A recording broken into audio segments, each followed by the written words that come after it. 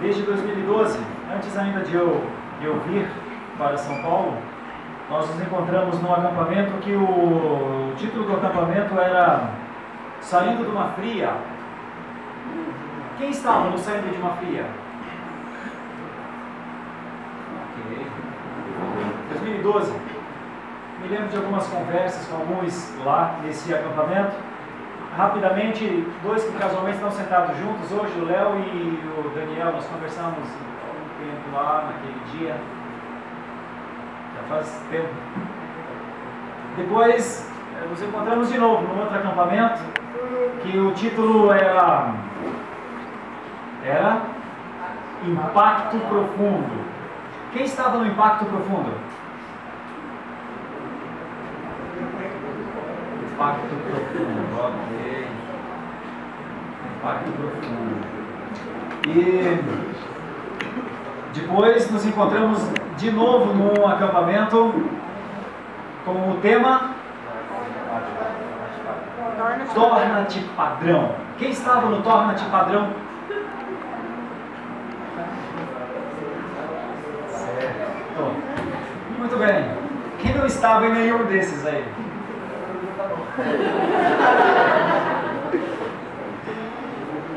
Muito bom. Bom, como a minha vida é pastorear, conviver, ler pessoas, acho que me cabe nesses 3 anos. Quem está com sono aí que está abrindo a boca desse jeito? Acho que me cabe pensar rapidamente, bem rapidamente mesmo, sobre algumas coisas.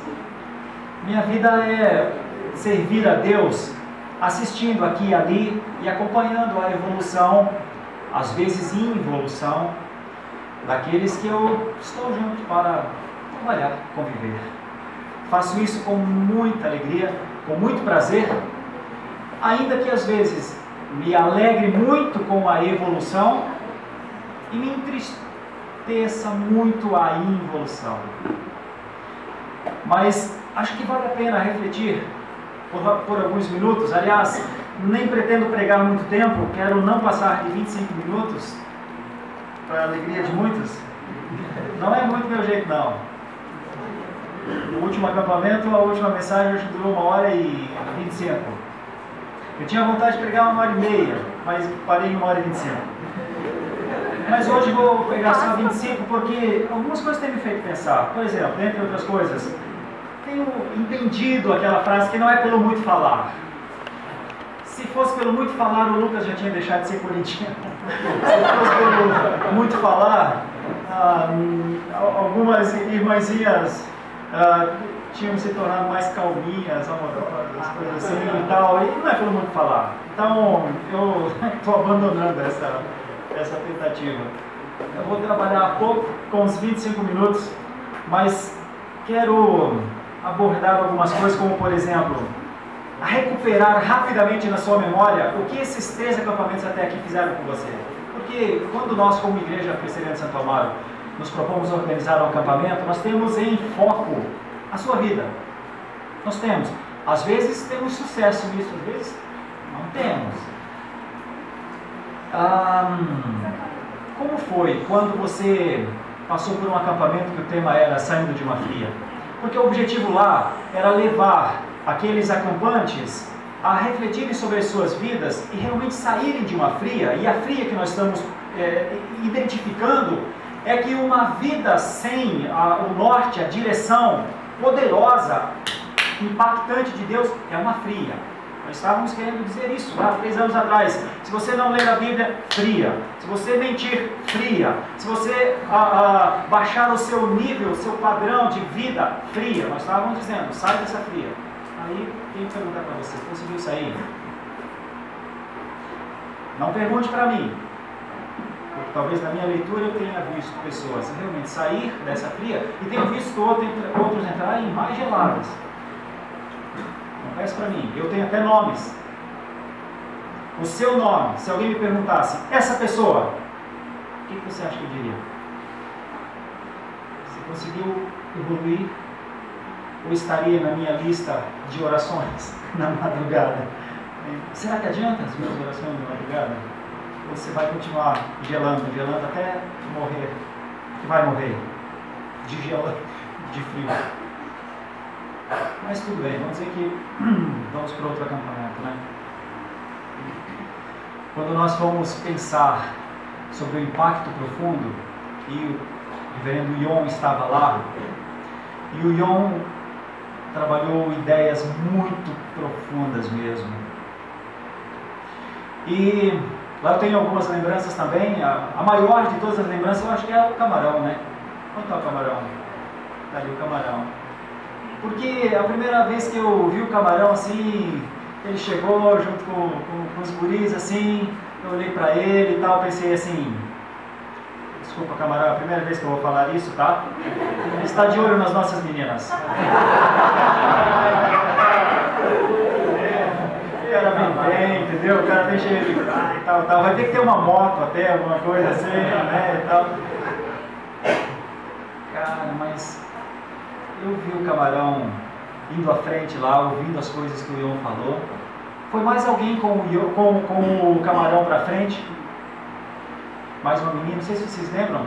Foi o camarão e mais uma pessoa. Aquela pessoa seguiu o seu curso. Quem a levou para o acampamento seguiu o seu curso. Não estão aqui nessa noite. Mas o camarão está. Me lembro da forma como o Yon falava com ele, e da forma como ele dizia o que estava acontecendo com a vida dele. E eu tenho visto, ao longo desses tempos, o que tem acontecido na vida do camarão. Ele vem de longe para estar em Santo Amaro, e às vezes até no improvável, às vezes chuva, cara, e tal, ele vem com a sua moto. Camarão é sua moto. E lá está ele. O camarão me surpreendeu muito. Falando isso para a glória de Deus. Mas muitos não foram nada impactados, não é verdade? É possível que alguém tenha ouvido as coisas que o Yon falou. Vocês lembram dos testemunhos do Yon? Lembram do testemunho da esposa do Yon? Forte, né? Talvez para alguns assim, entrou assim. Alguns até deram trabalho para a liderança lá no acampamento mesmo. Me lembro de 2 ou 3 nomes que deram trabalho, envolvendo piscina, roupa, essas coisas assim. Que coisa. Ok. Alguns são impactados, outros não. Então é a nossa visão, nossa leitura, no todo, sempre de esperança. Sempre que as pessoas saiam da sua fria, que as pessoas sejam impactadas por aquilo que nós entendemos que é um poder mesmo avassalador, transformador, refazedor de vidas. No ano passado nós estávamos de novo lá com o agora já quase pastor Erley, e o Erley também usou coisas muito atuais e trabalhou ideias muito próximas e usou exemplos do que está acontecendo no mundo e falou dos padrões cada vez mais baixos do mundo, vocês lembram? Dando-nos uma ideia clara que o mundo anda e piora, simplesmente piora. Hoje nas nossas conversas devocionais, o nosso grupo de senhores mais idosos, liderados pelo mais jovem entre nós, o Anderson, mas todos nós já quase grisalhos e tal, ali conversando sobre alguns de vocês, porque alguns de nós têm até filhos aqui, né? E nós estávamos falando sobre as dificuldades de ser uma família de Deus no mundo que, cara, que Deus, o que, meu? E alguém levantou já não é mais limite, é além do limite. Alguém disse assim, do jeito que as coisas vão, vai chegar o dia que um ser humano vai casar com um animal. Vai casar com um animal, vai casar. E aí nós vamos no primeiro momento falar assim, nossa, mas depois a gente diz, bonitinho o animal. A gente diz, não, legal, cara, o cara é corajoso aí. O cara não liga pra ninguém, o cara sabe viver. E a gente vai admirar. Sabe o que é isso? Isso é a completa acefalia das coisas eternas, da existência de um Deus, da existência de alguém que foi deixado de lado, porque Deus faz mal para mim, Deus me coloca limite aqui, eu quero ser livre. E na sua liberdade, talvez, algumas pessoas citaram, caso acho que o Fábio citou, o Andy também, a possibilidade de, daqui a pouco, o casamento não será mais entre 2 pessoas, pode ser de 3 também, porque já pode ter 3 pais. Então, se pode ter 3 pais, por que não pode se casar em 3, né? E então, na liberdade tão sonhada pelo mundo, é uma ladeira abaixo. Uma ladeira abaixo para o abismo, e este abismo engole dia após dia mais pessoas do que nós imaginamos. E esse é o ponto. Que quando nós trabalhamos lá atrás naquele acampamento, foi assim, viu? Volta, reconstitua o teu padrão, não te perca no padrão, porque se você perder a noção de padrão, se você perder a noção de teonomia, se você perder a noção de que Deus tem uma lei, se você perder a noção que Deus diz, vai até aqui e agora para e acabou, porque senão eu sei o que posso fazer com você, e muitas vezes faz, você me conhece o suficiente para entender que eu não trabalho com teologia da ameaça, não trabalho com teologia do terror, não trabalho com assustamento. Acho que não é isso que faz as pessoas converterem, não é? E se entregarem verdadeiramente ao Senhor, não é assustando-os com a existência das trevas que eu vou chegar ao seu coração. Eu preferi escolher outro caminho. Eu preferi escolher o caminho de falar para vocês quem é o Senhor. Alguns ouvirão, outros não ouvirão. Porque a palavra do Senhor é que não pode voltar vazia. O que é a minha palavra, cara? O que é? Que contribuição eu tenho? Que alegria eu tenho nisso tudo? Eu tenho algumas coisas que me fazem muito feliz no acampamento. Por exemplo, vibra a juventude aqui. Cara, isso é muito tri. Eu vi o Sandrini escrevendo essa peça.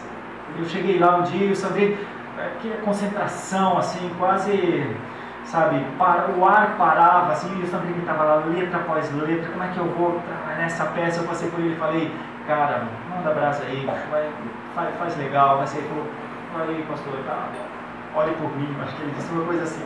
E eu vi esse trabalho lá atrás, eu me alegro muito nisso.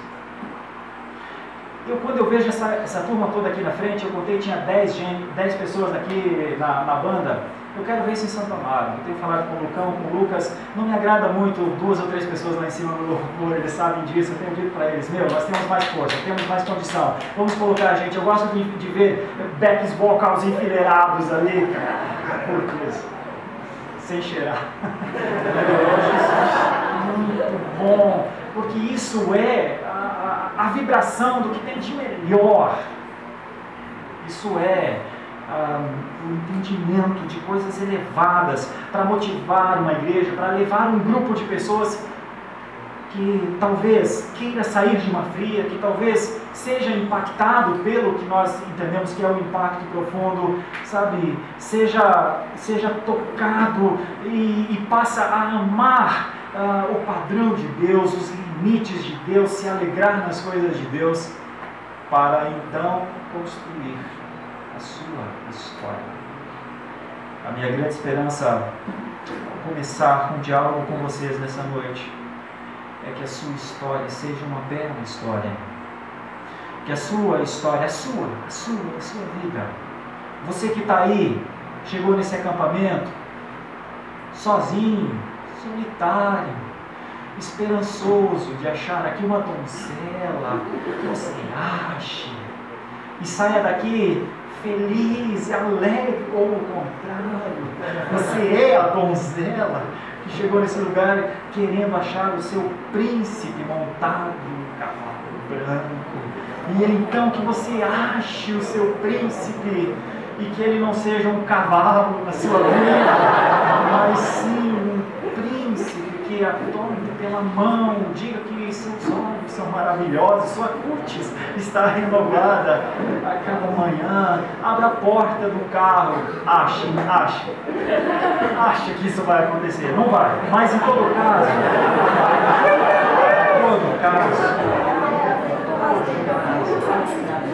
a sua história pode ser melhor do que foi até aqui.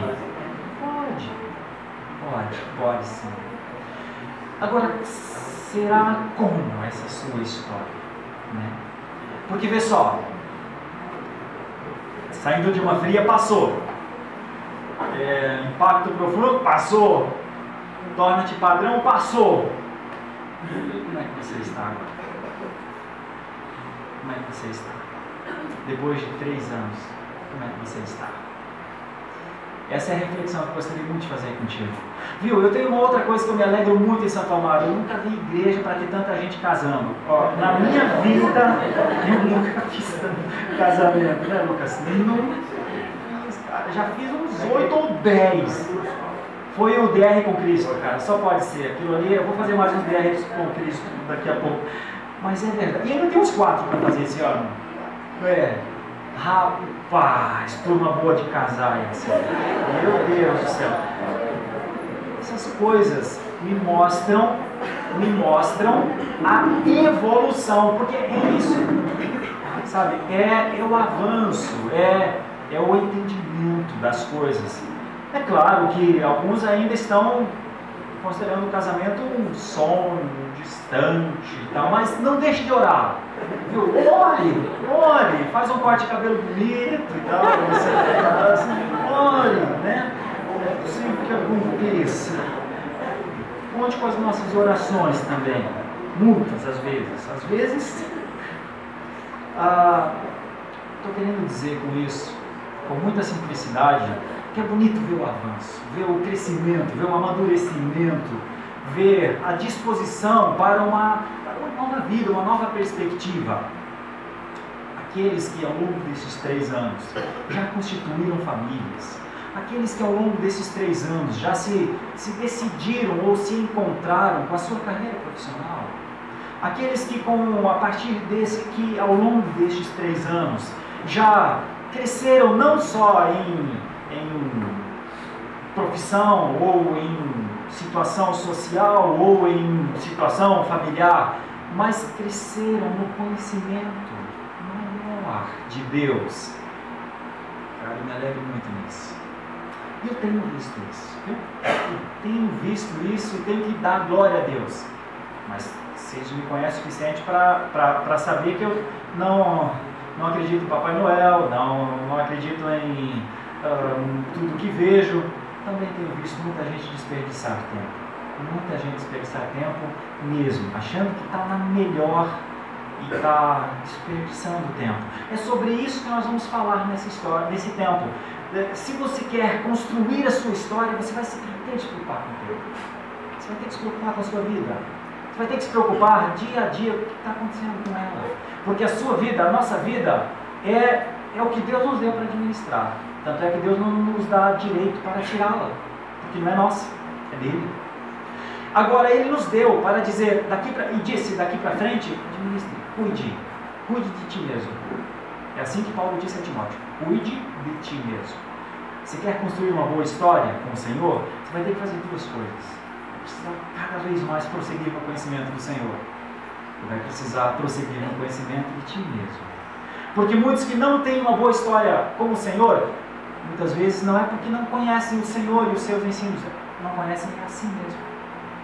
E então, às vezes, sabe como aquela história da dieta? Eu vou firmar um compromisso com o Senhor, e um compromisso comigo mesmo, e eu vou fazer dieta, e daí não se conhece a ponto de saber que não tem força suficiente para fazer a dieta. E não tem, e vai cair logo ali na frente. Não se conhece assim. Não é que não conhece a receita da dieta, conhece a receita da dieta, mas não conhece assim. Ou quando a pessoa diz, eu vou, a partir deste ano, ser guiado pelas palavras de Deus. Oh, que lindo! Mas não lê a Bíblia. Sabe, de onde é que Deus vai falar, mano? Dessa luz. De onde Ele vai falar? Sabe, olha, é melhor que Deus fale entenda a sua palavra, porque a maioria das coisas que não são da palavra de Deus, também não são de Deus. Eu não estou fechando a porta. Eu não estou dizendo que Deus unicamente e somente falará contigo quando você abrir a palavra de Deus e ler. Não estou falando do meio ordinário de Deus falar. E tem pessoas que passam a acreditar nos meios extraordinários de Deus, achando que são meios ordinários, entende? Deus vai me falar no sonho. Ah, cara, faz muito tempo que eu não sonho.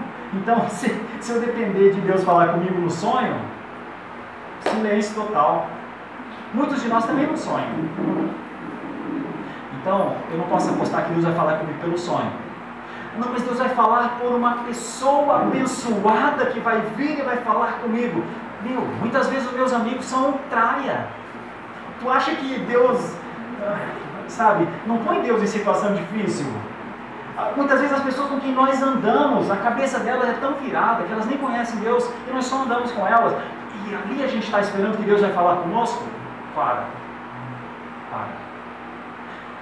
Então eu quero propor uma ideia nessa noite com vocês.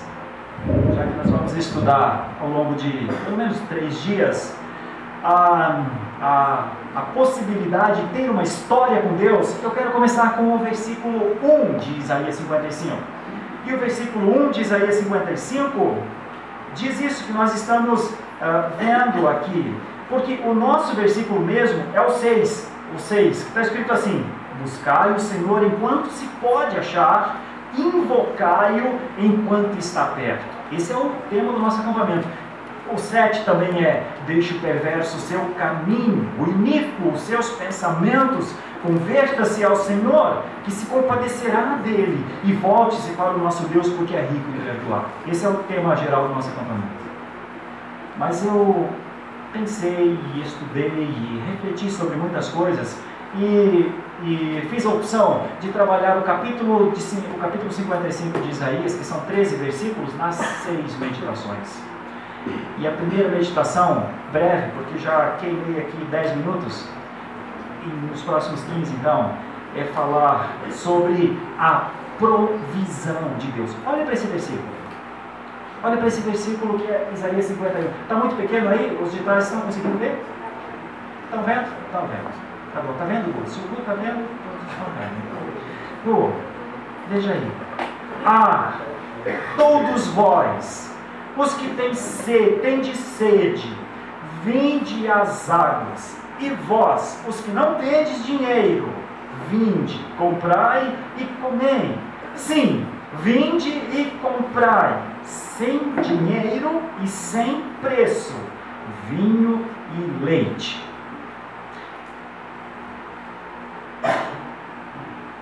Por que gastais o dinheiro naquilo que não é pão, e o vosso suor naquilo que não satisfaz?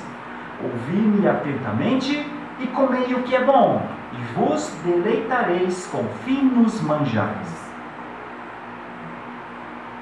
Vou pensar melhor aqui no 55:1. Minha gente, tem algumas palavras aqui, fique olhando para esses versículos. A primeira coisa é esse de exclamação do profeta, que é como se ele estivesse dizendo: meu Deus, gente, caraca, meu, como a galera diz aí, né? Caraca, moleque, todos vós, olha a expressão todos. Se você verificasse a palavra em hebraico para todos, você está junto nisso. É todos. É você também. Os que tendes sede. Imagine rapidamente o contexto de sede. Eu tinha pensado numa ilustração. Bloquear a água hoje do acampamento, para que você entendesse isso bem assim, agora e tal, né?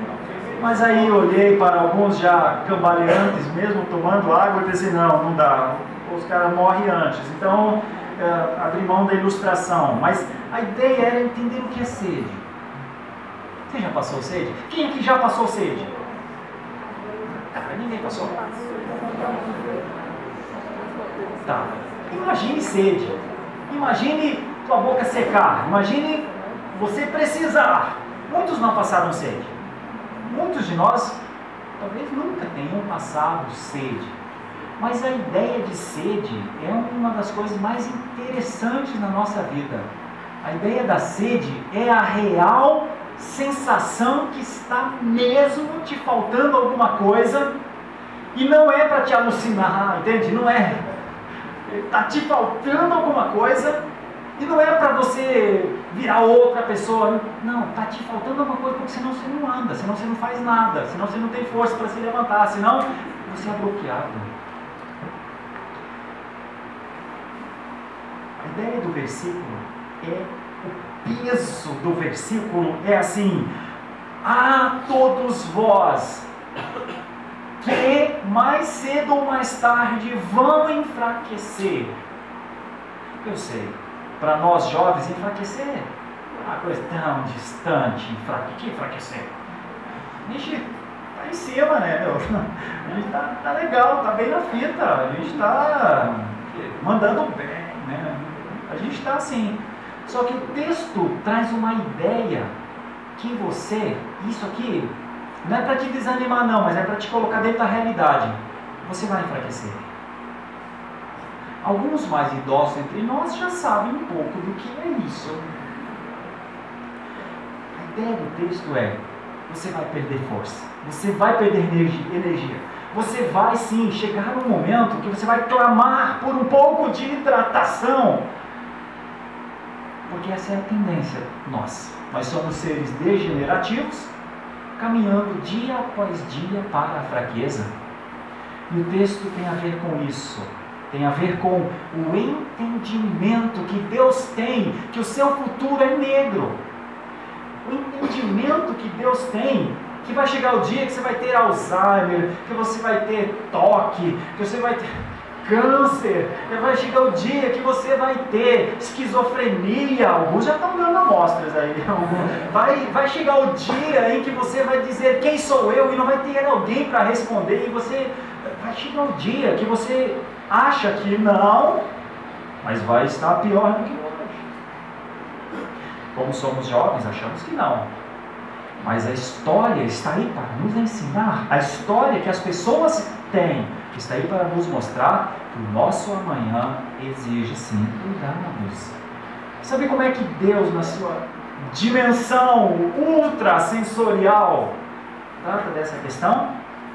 Deus diz: vem agora para perto de mim. Vem agora, fica mais perto de mim do que você está. O chamado de Deus é para que nós tenhamos as coisas que o texto está falando. Veja: água e comida. Água e comida. Quando nós olhamos para o versículo 2, vai falar sobre pão, né? Versículo 2: porque gastais naquilo que não é pão e naquilo que não satisfaz. Fala, o versículo 1 aqui ainda fala sobre vinho e leite. Então tem 4 comidas aqui no texto. O texto fala de água, vinho e leite e pão. E essa é a forma como Deus se propõe. Então a minha primeira ideia de conversar com vocês nessa noite é: que tal a nossa história passar pelo entendimento da provisão de Deus? Que tal a tua história ser rica, maravilhosa, deleitosa, em manjares preciosíssimos, porque ela passou pela provisão de Deus? Que tal você esperar em Deus, de tal maneira se aproximar de Deus, de tal maneira que você pode confiar que pão, vinho, leite e água é o que está no banquete? Sabe por quê? Porque se você não tiver essa subsistência básica, você vai morrer. Se você não tiver essa subsistência básica de pão, vinho, leite e água, você vai morrer. A ideia dessas 4 palavras no Antigo Testamento, pelo menos, é para falar da provisão de Deus. Acontece que Eu não produzo pão, eu não produzo leite, eu não produzo vinho, e eu só consumo água. Nada desses quatro elementos eu tenho em mim. Ou esses 4 elementos vêm como dádiva de Deus, ou eu morro. É isso que o texto está querendo falar. Agora o texto está querendo levar para uma ideia mais profunda ainda, que é a salvação. Só se salva, no contexto judaico, no Antigo Testamento, quem ouvia a Deus e praticava os seus ensinamentos. Então a ideia era muito simples. O povo de Israel vivia com as instruções, e dizia-se quando tinha que plantar, quando que tinha que colher, dizia-se a época de plantar o trigo para que nascesse o pão, a época de podar a videira para que nascesse a uva, a maneira de alimentar o gado para que tivesse o leite, e encontrar água. Agora deixa eu te falar sobre água. É um povo que vive no deserto. Você tem uma ideia da dependência que é isso? É para um povo que vive no deserto que Deus está dizendo: cuidar bem da vaquinha, cuidar bem da videira, cuidar bem do trigo. E para isso, só na questão do trigo, eles esperavam e calculavam as cheias do rio Nilo, eles calculavam as torrentes do Negueb, eles calculavam com inteligência para administrar estas coisas. Eu queria muito que você entendesse que a sua inteligência é requerida para que a sua história seja uma bela história. Deus é um Deus de provisão. Eu quero lhes dizer que Deus está mais interessado na sua vida do que você possa imaginar. Quero lhe dizer que esses 4 pontos aqui, pelo menos esses 4 elementos, Deus tem. Quero dizer para ti que na proximidade com o Senhor, tudo que lhe é necessário, tudo que lhe faz falta, tudo aquilo que você não pode por si só conseguir, Deus tem para dar. É isso que eu quero lhe dizer. Se nós olhássemos mais a fundo, e eu já vou encerrar essa breve meditação, o versículo 2 vai dizer que tem gente errando, e que tem gente não entendendo isso, e que ao não entender isso está gastando seus esforços, gastando sua juventude, gastando sua inteligência, gastando muitas outras ferramentas, pensando alcançar essa subsistência, que é essa ideia de satisfação plena, querendo encontrar uma satisfação para a sua vida, mas errando. O versículo 2 está dizendo isso claramente. Por que estão gastando dinheiro com coisas que são de graça? Essa que é a ideia. Em outras palavras, o versículo 2 está dizendo que pessoas estão usando mal a inteligência. E estão errando drasticamente porque estão em busca de coisas que o texto diz não satisfaz. E estão caminhando não para os finos manjares, mas estão caminhando para situações como essa que nós vimos aqui hoje. Vocês não acham que há entre nós pessoas em potencial a viver isso aqui? Ah, sim. Talvez não com essa extremidade, né? Mas vocês não acham que tem pessoas que parecem, pelos seus comportamentos, que não são bem certinhas da cabeça? Não parece? Eu não estou olhando para você, não, fica tranquilo. É só para dizer assim, não é você, não é de você que eu estou falando. Mas vocês não acham, não veem pessoas que parecem não usar bem a sua inteligência? Pois a primeira coisa que esse texto está querendo dizer é: para você conhecer quem é este Deus, use bem a sua inteligência. Coloca diante do Senhor as suas faculdades mentais para que Ele aprimore, trabalhe, para que você conheça quem Ele é, para que você confie nele, para que você saiba que pão, vinho, leite e água são elementos do poder da provisão de Deus, e que são coisas para a sua subsistência que você precisa, e que se você quiser comprar isso pelas suas obras, pelas suas coisas, não são coisas à venda. Assim é a salvação que é onde Isaías quer levar.